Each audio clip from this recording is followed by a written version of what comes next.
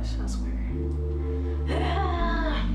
I swear I never had this big of an issue with doing okay. Hey you guys, thanks so much for tuning into my video.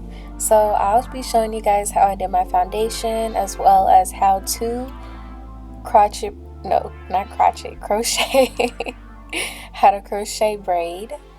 And also I'll be giving you some tips along the way of things you could do to do better than I did. So as you had seen, I went ahead and moisturized my hair with some Cantu leave-in conditioner, as well as a little bit of coconut oil. And now here, as you can see, I am trying my best to section off my hair. My hair is so hard to deal with, but you know, you gotta make it work.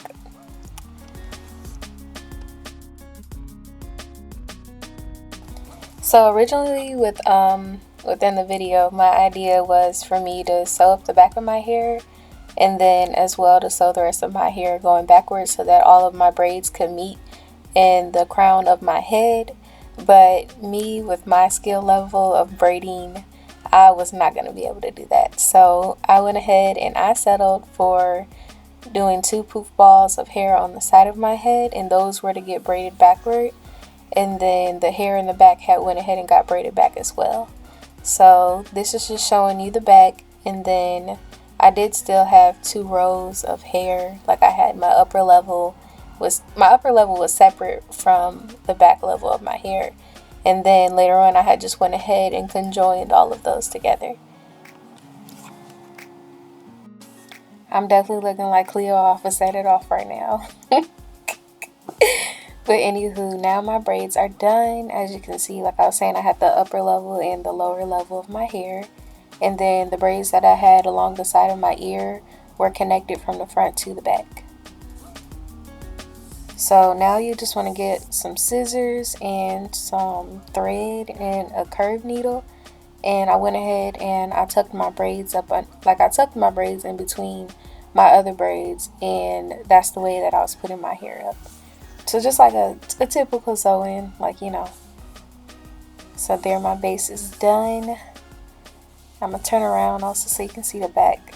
I know it's not the cutest, but yeah, I don't intend to have my hair pulled up in the back or anything, so that's okay.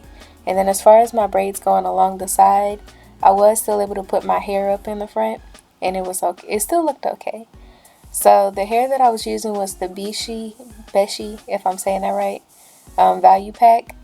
And this is Kanekalon, if that's how you say it. That's the type of hair I was using. And it was just 18, 20, and 22. And I paid about $20 for that. I got 2 packs because that's what was recommended from the guy at the Chinese store. And then I got one of these latch hooks. But yeah, the funny thing is, though, when I went inside the store, I was like, I'm looking for a crochet braid thing. And she was like, what? I don't understand. I'm like, a crochet thing? But it's crochet. I never was saying it right. So yeah, I just took some gel. You can get whatever grease of your choice or whatever.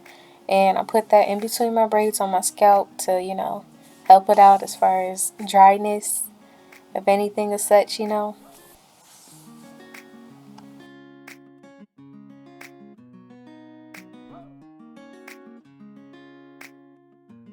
And then on the back of that hair pack that I had, it was a recommended method of, like, you know, what lengths you should put in certain areas of the head, so I just followed accordingly. So I started off with the 18-inch hair, and I did that in the back. Alright, so you start off by taking your latch hook and opening it up. Then you're going to slide the latch hook up underneath the braid, wherever you want your braid to be. Now you're going to take the hoop end of your braid and put it right directly on that hoop.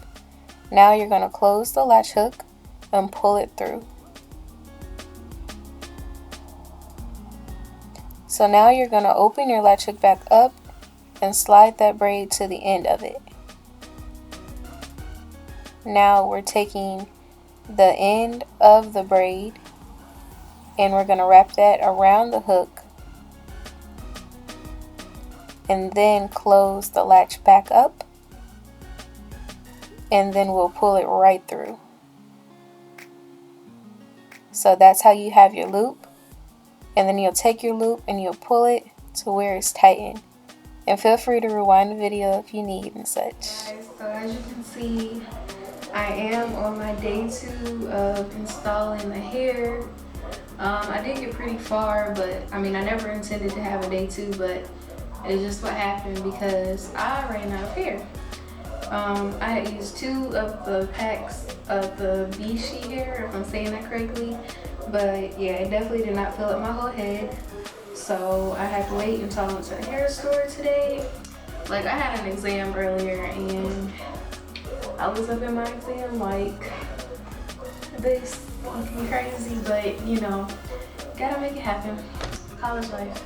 So I just came back from the hair store and I didn't really feel that I needed a whole entire another pack of the Beshe hair. So I went ahead and I bought this Biba Rasta Expression Senegalese Twist 22-inch bundle.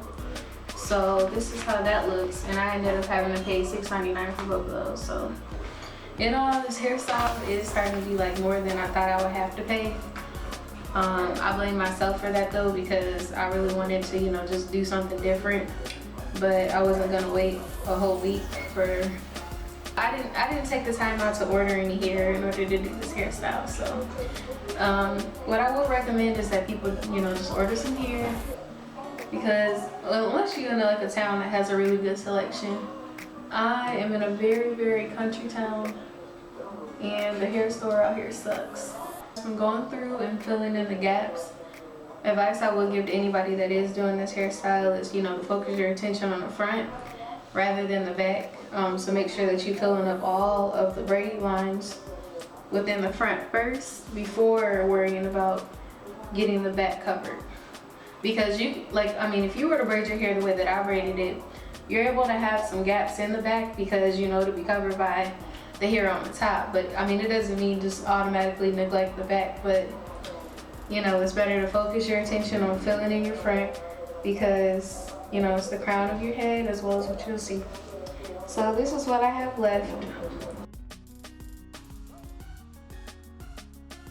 With your latch closed, first you're gonna open it, and then wherever that you want to put that braid at, you're gonna slide that right up underneath the braid, and at the end of the braid we're putting that loop right on the end of the hook, and then we're gonna close our latch and we're gonna pull that all the way through. And then now open your latch and you're gonna take this and slide it all the way to the end, and then you'll take the end of that braid, okay, and we're gonna put that on the hook. Oops. But yeah, you're gonna put that on the hook, and then you're gonna take your hook and close it and then slide it through, and that's how you get your loop. So then you just guide it down and you tighten. So if you're like me and you have issues grabbing your edges while you're doing regular braids to the back of your head, you can try doing the invisible method. So you take a piece of your braiding hair and you unravel it, and then what you do is do a braid just as if you were doing you know, like a regular cornrow braid, or a regular French braid I should say. And you'll do that by having 2 parts of it being the fake hair, as well as your real hair being the 3rd strand that you would be using if you were doing a regular French braid. So I only did the invisible method in the areas that I felt that it was necessary, where my edges weren't really intact with the rest of the braids. Other than that, as far as like the middle where the other braids were all going back but my edges were included, I just left those alone, and when I put my hair up it still looks fine. Alright, so thanks so much for watching my video. Subscribe, like, comment, leave suggestions below, and I'll see you in my next video. Deuces.